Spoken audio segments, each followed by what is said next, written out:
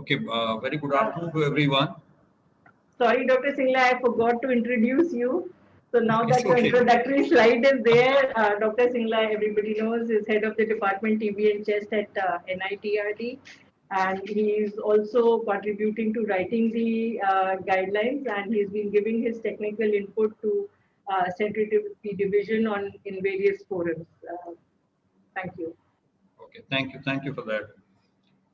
So you see, as the new evidence comes, we need to change the existing guidelines for any disease. And last year, the WHO consolidated guidelines for the management of drug resistance TB they were released.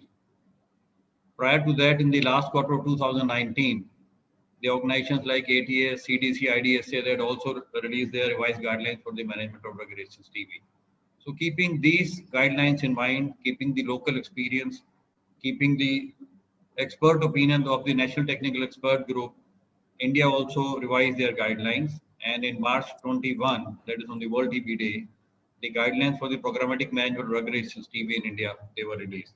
So today I'll be talking about what have been the changes in the treatment part. So I'll be confining myself to the treatment part of the drug resistance TB under PMDT 2021 guidelines. If you look at the global TB report of 2020, in the year 2019, India was contributing almost 1/4 of the estimated global incidence of TB, as well as estimated global incidence of MDR TB, and also contributed to 1/3 of the estimated global mortality from TB among HIV negative. So this again indicates that we need to treat the TB cases as well as MDR TB cases appropriately, and we should revise our guidelines and we should follow them so that we can think of our target of TB elimination from the country as well as from the world. You see, as per the guidelines, the definition of pre-XGR and XGR TB has been revised, and this is as per the meeting report of the WHO expert group held in October 2020. As per this, the pre-XDR TB is MDR or resistance TB, which is also resistant to fluoroquinolone, and XDR TB is MDR or resistance TB that is resistant to fluoroquinolone and at least one additional group A drug, that is either bedaquiline or linezolid or both. This has been done because now the second-line injectables are no more the preferred drugs for the treatment of drug resistance TB, and rather the drugs like fluoroquinolone, bedaquiline, linezolid, they are the key drugs for the management of drug resistance TB, and that's why they are labeled as Group A for the management of drug resistance TB. We'll come to it later. Now, as per 2021 guidelines, the age criteria has been revised, and this we have been looking for a long time. Now, bedaquiline can be given to children 5 years to even 5 years to 18 years, and weighing at least 15 kg in consultation with the pediatrician. And bedaquiline is not contraindicated in extrapulmonary TB. The delamide, the age group remains same, 6 years and above. 6 to 11 years, we give 50 milligram twice a day, and 12 years and above, 100 milligram twice a day. And the recent data review for the WHO guidelines suggested that there are no additional safety concerns for concurrent use of delamide and bedaquiline. Then another important part is the DRTB drugs in pregnancy. This has also been revised. Now, as per the evidence, the furosemide should not be given in the first 32 weeks of pregnancy due to teratogenic effect in the first trimester and risk of hypothyroidism in the infants in the second trimester. Earlier, the furosemide was being avoided in the first trimester only. Then an observation study in the South Africa, wherein some pregnant ladies were exposed to bedaquiline, others were not exposed to bedaquiline. It showed that the exposure to bedaquiline in pregnancy was associated with low birth weight, that is less than 2,500 grams. Although among them, more than 80% had gained weight over 1 year of age and were developing normally. There was no other significant differences in the infant outcomes, pregnancy outcomes, or maternal treatment outcomes. But what is suggested in the guideline is that the use of bedaquiline in pregnancy should be a consultative decision between the obstetrician and the physician or the DRTB centers, and the risk and benefit should be explained to the patient also. So accordingly, now the flow chart for management of pregnancy has also been revised. If the pregnancy is less than 20 weeks, as earlier, we advise MTP. If the MTP is done, then patient can start or continue with the shorter oral bedaquiline containing regimen, provided there is a consultative decision, as we discussed earlier, between the obstetrician and the physician. If the pregnancy is more than 20 weeks, then we have two scenarios, less than 32 weeks and more than 32 weeks.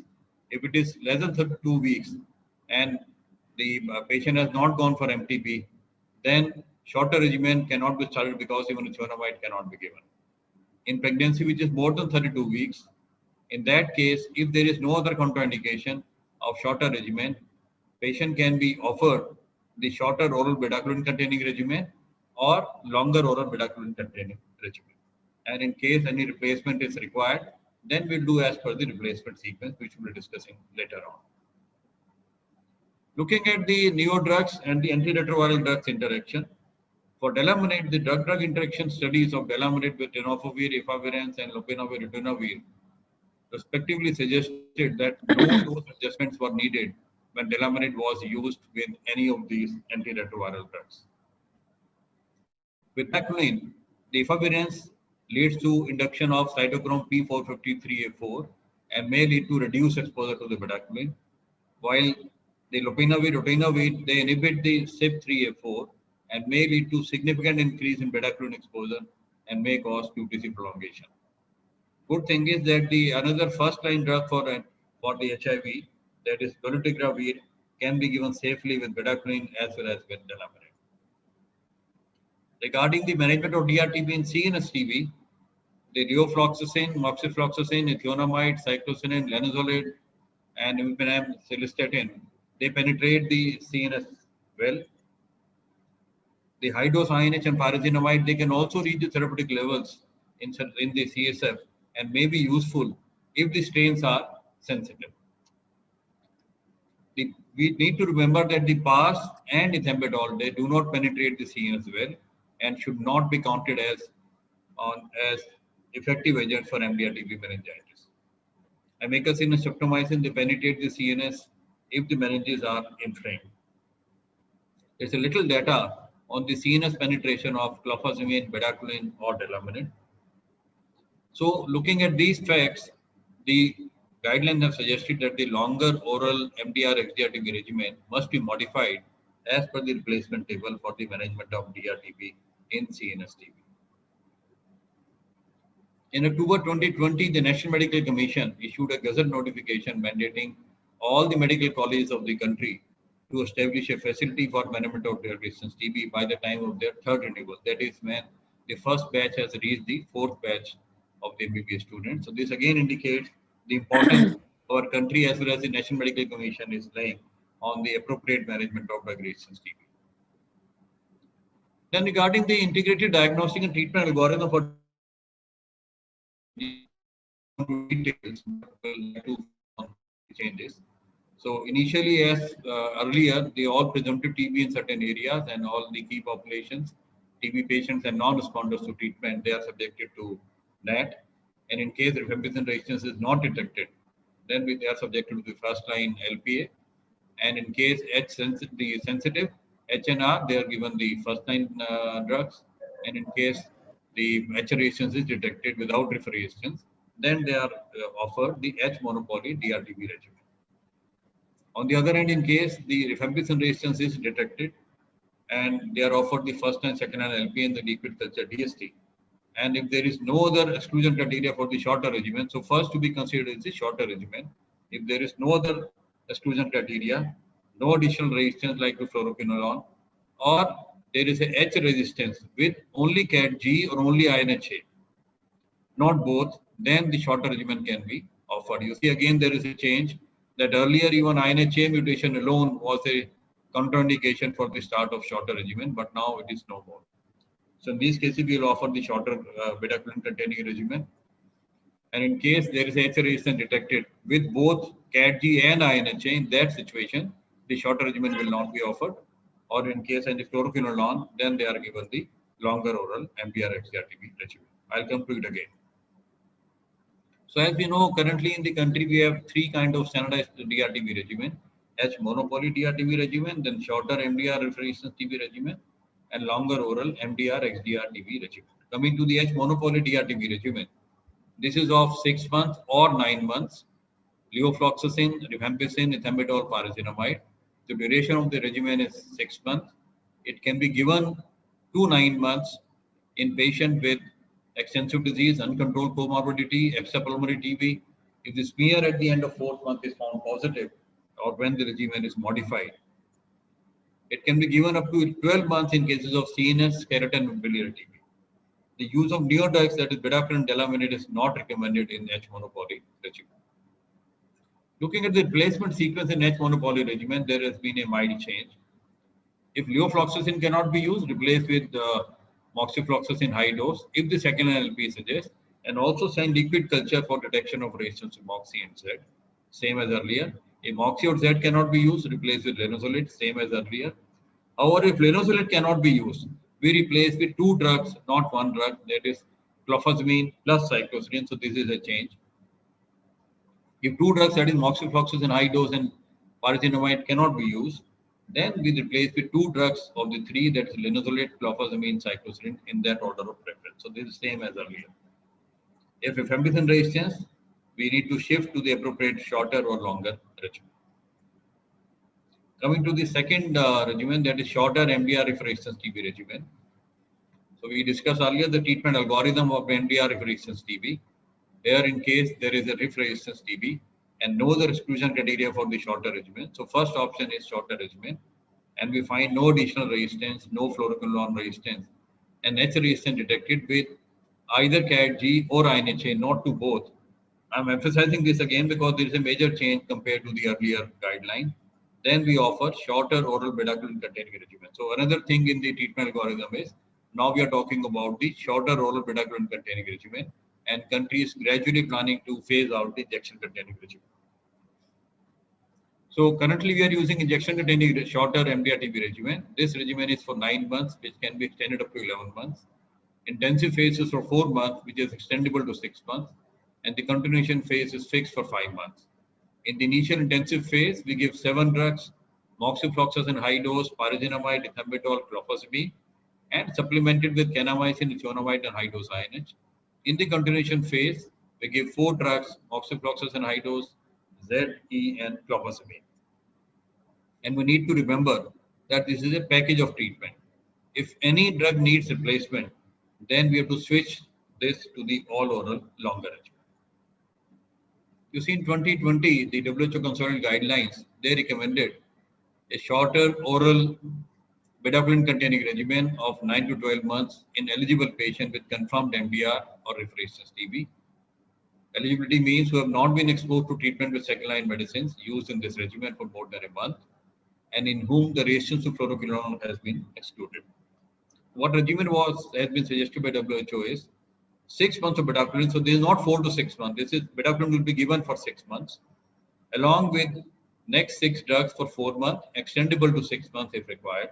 And in the continuation phase, we use 5 months of levo moxifloxacin, clofazimine, pyrazinamide, ethambutol. So WHO has given an option of levofloxacin or moxifloxacin. And this evidence for the shorter oral regimen is primarily based on the programmatic data from South Africa. The injectable agent in this in South Africa was replaced by bedaquiline in combination with levofloxacin or moxifloxacin with clofazimine, ethambutol, pyrazinamide, high dose INH, and ethionamide or prothionamide among 891 patients. And among these 891 patients, 83% of the patients were on levofloxacin, and the remaining were on moxifloxacin. And what they had reported is that in the bedaquiline containing all oral shorter regimen, there was a treatment success of 73% compared to the 60% with standardized shorter regimen with the second-line injectables. So what has been recommended by the National Technical Expert Group and approved and is there as a part of 2021 guideline for the shorter oral bedaquiline containing regimen is of 9 to 11 months. Initial phase, 7 drugs, 6 months of bedaquiline, and then 4 months, which can be extended to 6 months of the 6 drugs, levofloxacin, pyrazinamide, ethambutol, clofazimine, ethionamide, and high dose INH. And in the continuation phase, which would be for 5 months, with 4 drugs: levofloxacin, pyrazinamide, ethambutol, clofazimine. So here it is levofloxacin, not moxifloxacin, and the bedaquiline will be given for 6 months, not 4 months and then extendable to 6 months. So in case somebody is on does not require extension, then the 5th month and 6th month that person will be on bedaquiline along with the this 4 drugs, that is levofloxacin, Z, E, and clofazimine. In case anybody requires extension, then up to 6 months bedaquiline will be there, and the rest 6 months will be there during the extension period. Presence of second-line injectable is not an exclusion criteria for the bedaquiline containing shorter regimen. And shorter oral regimen is to be launched in India in 7 states to begin with, and to be scaled up across the country based on the experience. Coming to the eligibility criteria to whom to give and whom not to give the shorter MDR reparations regimen. So the inclusion criteria include presence of rifampicin resistance, MDR resistance TB with H resistance based on INHA mutation only, or based on CADG mutation only. But in case both are there, then this will not be given. And MDR resistance TB with FQ resistance not detected. There should not be history of exposure to the previous treatment with second-line medicines in their regimen, that is bedaquiline, levofloxacin, H1 or clofazimine, for more than a month. Unless we have documented susceptibility to these medicines, then we can consider not otherwise. Then other inclusion criteria include no extensive TB disease. And extensive TB disease has been defined in 2021 guidelines that adults presence of bilateral cavity disease or extensive parenchymal damage on the chest radiography, and in children aged under 15 years, presence of cavities or bilateral disease on the chest radiography. So in case they are there, it will not be given.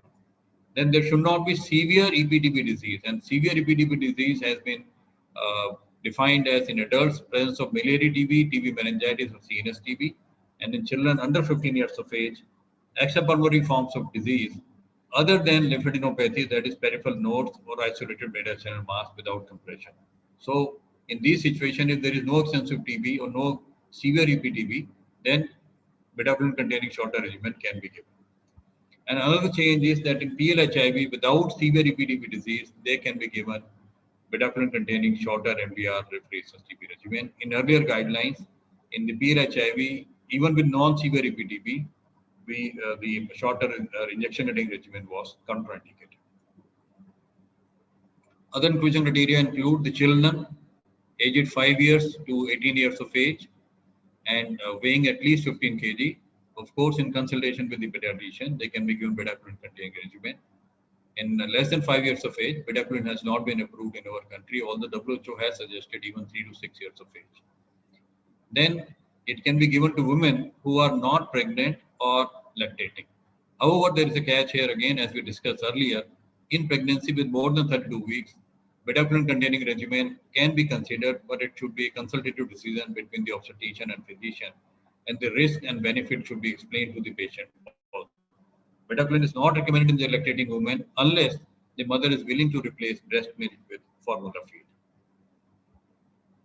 Then coming to the exclusion criteria, we have DST-based exclusion criteria, that is presence of FQ resistance will not give the shorter oral bedaquiline containing regimen. However, the presence of SLI resistance is not exclusion criteria for the shorter bedaquiline containing regimen, while the presence of SLI resistance is an exclusion criteria for the current injection containing regimen.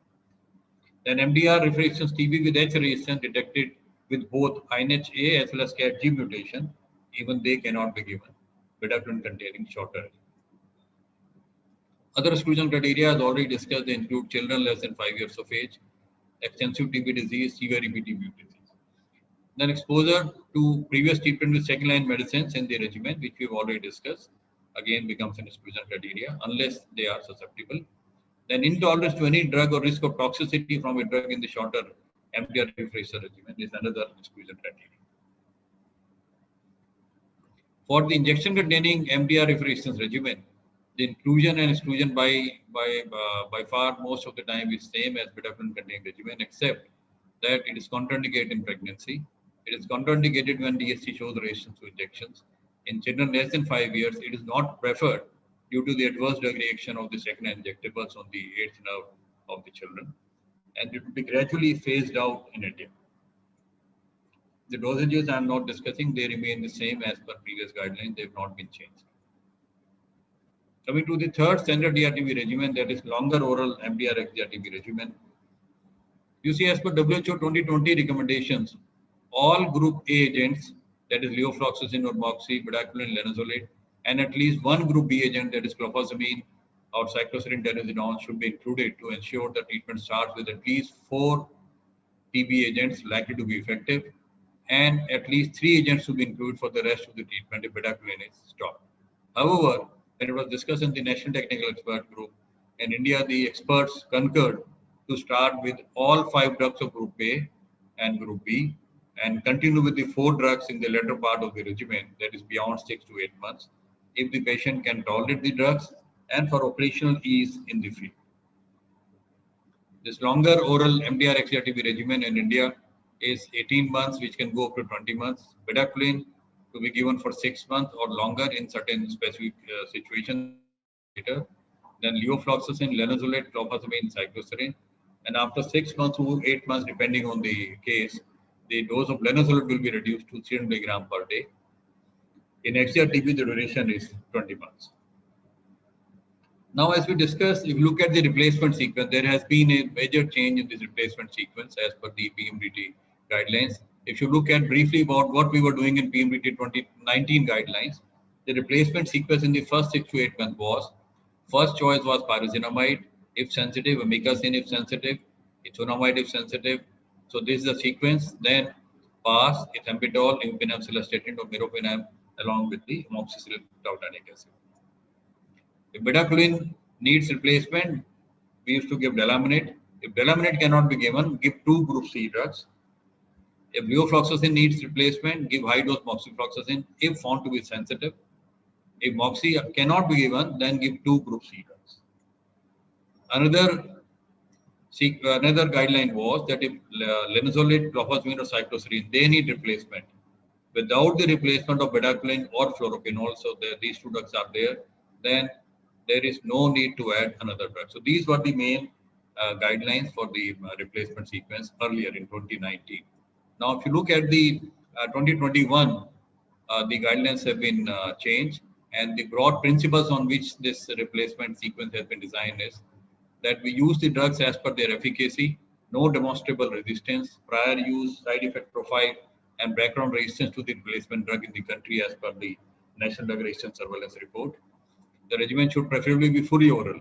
However, in certain circumstances, injectables may have to be used for the need of efficacy and side effect profile.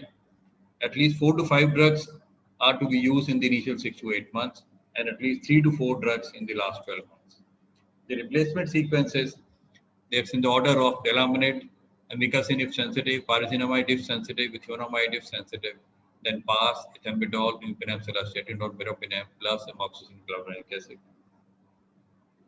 Combined use of bedaquiline delaminate in the regimen is recommended if an appropriate regimen cannot be designed using all 5 drugs from Group A and Group B. Delaminate and amikacin will not be started in the final 12 months of treatment, and no replacement if any drug is dropped in the final 12 months of treatment. And the use of bedaquiline delaminate beyond 24 weeks. Earlier in the earlier guideline, this was not there. So they can be used beyond 24 weeks if only 2 drugs of the 5 are available from Group A and Group B, and adequate number of Group C drugs are not available due to high background resistance, non-availability, or unreliability of the DST. This imipenem cilastatin will only be used as a last resort for designing the regimen because of the operation issues that they require PICC line to be inserted for the entire duration of the use and the need for admission. In individual patient for whom the design of an effective regimen is not possible as per recommendations, then the BPAL regimen, that is bedaquiline predominant linezolid, can be considered as the last resort under prevailing ethical standards. I'll discuss about this later. So in this case, one thing good has been done is a table has been introduced, which clearly tells you what is to be done in which scenario. For example, if one Group A cannot, the basic principle which has been followed in making this table is, if one Group A cannot be given, choose one Group C. If one Group B cannot be given, then you consider one Group C drug. If one Group A and one Group B cannot be given, you add 2 Group C drugs. If 2 Group A cannot be given, you add 2 Group C drugs. If 2 Group B cannot be given, you add 2 Group C drugs. And if 3 or more from Group A and group B cannot be given, then you add 3 or more drugs from group C. And here also try to make a regimen with at least 5 to 6 drugs known to be effective. If bedaquiline and delamanid can be used, then their combined use in the regimen with at least 4 to 5 drugs, or even their extended use should be considered till the clinical and pathological conversion takes place. And if we find bedaquiline and linezolid can be used, then one can explore the possibility of using this BPAL regimen under the prevailing ethical standards. Coming to this table, you see, so each and every drug has been defined that, like, if one group A drug cannot be used, we add one group C. So if fluoroquinolone cannot be used, we pick up delamanid from below. If no bedaquiline, then we again choose the first replacement drug, that is delamanid. No linezolid, same delamanid. In case one group B cannot be used, then you choose one group C drug, that is first choice will be delamanid. If no clofazimine, you choose delamanid. If no cycloserine, you choose delamanid from group C. If one group A and one group B cannot be used, then you choose two group C drugs, that will be delamanid and amikacin. So if no FQ and clofazimine, you give delamanid plus amikacin. If no FQ and cycloserine, again you give. But here if you notice, in case suppose in this example, we cannot give fluoroquinolone clofazimine and we give delamanid and amikacin. So after 6 to 8 months, we'll have to stop bedaquiline, delamanid and amikacin. So we'll be left only with two drugs, linezolid and cycloserine. So here in the last 12 months of treatment, we'll have to add the next two replacement drugs, that is pyrazinamide and ethionamide, if they are sensitive. So in all the scenarios, whenever we find that in the follow-up phase of 12 months, we are left with only two drugs, after stopping the bedaquiline, delamanid and amikacin, we will have to add two drugs in the replacement sequence. First choice will be pyrazinamide and ethionamide if they are sensitive. Similarly, if two group A drugs cannot be used, then we choose two group C drugs. If fluoroquinolone, bedaquiline cannot be used, we'll again use delamanid and amikacin, and the rest of the drugs will be continued. So here also same thing will be followed. In case we are left with only two drugs, like if FQ and linezolid cannot be given, we'll have to give delamanid and amikacin, and after 6 to 8 months, bedaquiline will be stopped, delamanid will be stopped, and amikacin will be stopped. Then we'll have to add the pyrazinamide and ethionamide in that order, in case it is possible to add in the regimen. And if two group B drugs cannot be given, that is clofazimine and cycloserine, here after 6 to 8 months, initially we'll choose delamanid and amikacin, but after 6 to 8 months, we'll have to stop bedaquiline, delamanid, and amikacin. So again, we'll be adding the two more drugs in the follow-up 12 months of treatment. Now, as we know today, what we are holding is the difficult to treat TB clinic, and it's very nice to see more than 800, rather almost 900 people joining, and all the senior staff from the Ministry of Health, the states, and the from WHO consultants, everyone, the National Task Force, State Task Force, everybody has joined. So it's a good forum to disseminate the knowledge and share the experience. But 2021 guidelines, they also suggest that we should start now. The country, as a country, India is very vast, and we want to empower the nodal and the district DRTB center, that at state level we should have difficult to treat TB clinic. And this initiative will support and strengthen the nodal DRTB and the district DRTB center for the management of difficult cases of DRTB, and improve the quality of DRTB care in the country. And the national experts will continue to mentor the state level, the DDC3 experts. And it is good that certain states like Bihar, Tamil Nadu, Maharashtra, Telangana, they've already started the difficult to treat TB clinic at the state level. If you come with this, the replacement sequence, if you come and discuss the today's case, which Dr. Sanjeev Nair discussed very well. So this patient was MDR TB with rifampicin resistance, H resistance with CAT-G mutation, and fluoroquinolone resistance, including the high-dose moxifloxacin resistance. But sensitive to ethionamide, sensitive to injectable second line, and the DST report to pyrazinamide was not available. So as per the old PMDT guidelines, rather this we are using till date, we have to replace levofloxacin with two group C drugs, that is in the order pyrazinamide, amikacin, and ethionamide if sensitive. But since we do not have PZA sensitivity available, so in this case we'll be offering longer oral MDR-XDR regimen, and levofloxacin will be replaced by amikacin plus ethionamide. So regimen will be as per old guidelines, as Dr. Sanjeev already explained, will be bedaquiline, linezolid, clofazimine, cycloserine, along with amikacin and ethionamide. However, with the new 2021 guidelines, the longer oral MDR-XDR regimen with levofloxacin to be replaced with one drug from group C, that is delaminid, and the regimen will be bedaquiline, linezolid, clofazimine, cycloserine along with delaminid, and the regimen remains the oral itself. The entire 5 drugs are oral. Coming briefly to the MDR refrigerance management in children. Children more than 5 years and weighing more than 15 kg are eligible for oral shorter or oral longer MDR refrigeration regimen. Children more than 5 years, when we decide the principles of treatment, it is same as in adults. However, the shortening of treatment duration to less than 18 months may be considered in case the children are there without the extensive disease. For children less than 5 years, where we cannot give bedaquiline or delaminid as of today, then the longer oral MDR-XDR regimen modified as per the replacement table should be considered. Bedaquiline can be replaced by amikacin, pyrazinamide, ethionamide in the initial intensive phase. However, we should avoid injectables as far as possible because of their adverse reaction to the hearing loss in children. Briefly about the next TB trial and the BPAL regimen. With the TB Alliance, they tested novel oral regimen for the XDR TB or those who failed or were intolerant to MDR TB, consisting of bedaquiline, predominant, and linezolid for BPL regimen for 6 months, extendable to 9 months. And when the findings were published in March 20 in the NEJM, it showed that total 109 patients were analyzed. There was 90% successful outcome, very high among these group of patients, and 10% had unfavorable outcome. And the linezolid in this regimen is 1200 milligram a day. So it was observed that linezolid-induced neuropathy was seen in 81% of patients, and linezolid-induced myelosuppression was observed in 48% of patients. So this high dose of linezolid remains a cause of concern among the physicians, especially in India also. The WHO Consulted Guidelines 2020, they recommend that this regimen lasting for 6 to 9 months, consisting of bedaquiline, predominant, and linezolid, it may be used under operational research condition and does not apply to routine programmatic use in multi-drug resistant TB with TB that is resistant to fluoroquinolones, who have either had no exposure to the bedaquiline and linezolid or have been exposed to no more than 2 weeks. And our National Technical Expert Group has recommended for use of BPAL regimen under operational research conditions. And in exceptional cases, if design on effective regimen is not possible as per WHO recommendations, then the BPAL regimen can be considered as a last resort by the NTEP under prevailing ethical standards.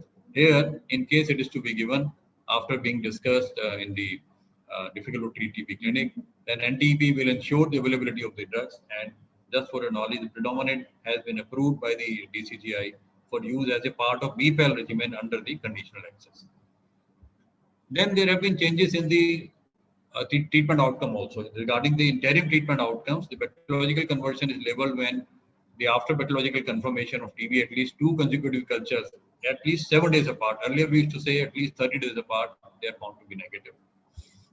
Pathological reversion, if at least 2 consecutive cultures taken on different occasions at least 7 days apart, here again 30 days we have gone down to 7 days, are found to be positive either after initial conversion or for patient without pathological confirmation of TB. For defining treatment failed, pathological reversion is considered only when it occurs in the continuation phase. And time to culture conversion is calculated as the interval between the date of DRTB treatment initiation and the date of the first of these 2 negative consecutive cultures 7 days apart. Here the date of sputum specimen collected for culture should be used. Regarding the final treatment outcome, now all forms of DRTB, H monopoly, the shorter regimen or the all or longer regimen, the treatment outcome has been combined. So treatment is labeled as failed when a patient whose treatment regimen needs to be terminated or permanently changed to a new regimen, option or treatment strategy. And the reasons for this change include no clinical and or pathological response. When we say pathological response, means pathological conversion with no reversion, or there is this adverse drug reaction or evidence of additional drug reactions to medicines in the regimen. Patient is labeled as cured when a pulmonary TB patient with pathologically confirmed TB at the beginning of treatment who completed treatment as recommended by the national policy with evidence of pathological response and no evidence of failure. Treatment is said to be completed, so outcome is labeled as treatment completed when a patient who completed treatment as recommended by the national policy, whose outcomes does not mean the definition of cure or treatment failure. Died, a patient who died of any reason before starting or during the course of treatment. Lost to follow-up, a patient who did not start treatment or whose treatment was interrupted for 2 consecutive months or more. Not evaluated when a patient for whom no treatment outcome was assigned. This includes cases of transfer out to another treatment unit whose treatment outcome is unknown and excludes the loss to follow-up. And treatment success is sum of cured and treatment completed. So here in the loss to follow-up, now it is now the whose treatment was interrupted for 2 consecutive months. Earlier it used to be one month. Now coming to the management of asymptomatic context. Earlier they were in the earlier guideline they were not given any chemoprophylaxis, but in the 2021 guidelines now some chemoprophylaxis has been suggested. For household contacts of MDR-TB with fluoroquinolone sensitive, 6 months of levofloxacin. For household contacts of H-resistance TB with R-sensitive, 4 months of rifampicin. And for household contacts of RR-TB with H and fluoroquinolone susceptible, 6 months of INS can be considered. It is to be introduced in a phased manner for all the age groups to gain programmatic experience to guide further expansion while awaiting the results of the ongoing studies. And this household contacts they need to be monitored for 2 years for any symptom development while they are on this chemoprophylaxis. Regarding the dosage, for 6 months of levofloxacin, children more than 14 years of age with less than 45 kg, 750 milligram per day, and more than 45 kg, 1 gram per day. And for children less than 15 years of age, it is to be given by the body weight. For 4 months of rifampicin, that is daily for 4 months of rifampicin, for age less than 10 years of age, 10 milligram per kg per day with a maximum of 600 milligram per day, and age less than 10 years, 50 milligram per kg per day, ranging from 10 to 20 milligram. So, ladies and gentlemen, with this brief idea about the revised changes in the PMD 2021 guidelines, I like to conclude here with emphasizing that the introduction of the newer drugs has increased the chances of treatment success for DRTB patients. Whenever possible, the injection-free regimen for DRTB patients are to be preferred. And we must see carefully the inclusion and exclusion criteria before considering the shorter oral bedaquiline containing regimen. And there have been some changes, we need to keep that in mind. The replacement of drugs as per the new PMDT 2021 guidelines should be followed now. And when bedaquiline and delamanid are to be given together, the additional safety concerns have not been reported, so this can be used. And the household contacts of DRTB patients should be offered prophylaxis treatment as per the 2021 guidelines. Thank you very much for a very patient listening. Thank you all.